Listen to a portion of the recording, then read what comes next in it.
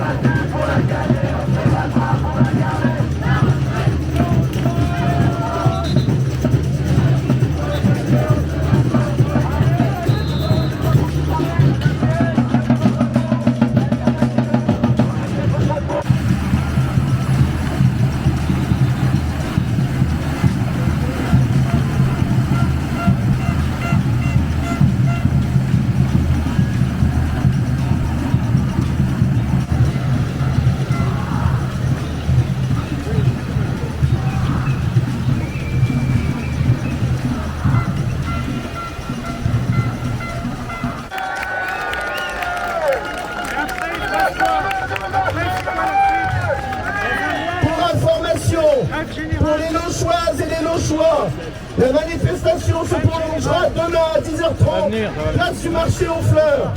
Et pour les Amboisiens et les Amboisiennes, ce sera le mercredi 15 février à 17h30, place Michel Debré. Et sa logique de financement clairement en faveur des grands groupes et des plus riches. Les Français montrent leur opposition au projet de réforme des retraites. Ce projet reste d'une injustice totale. Injuste pour les travailleuses et travailleurs les plus modestes.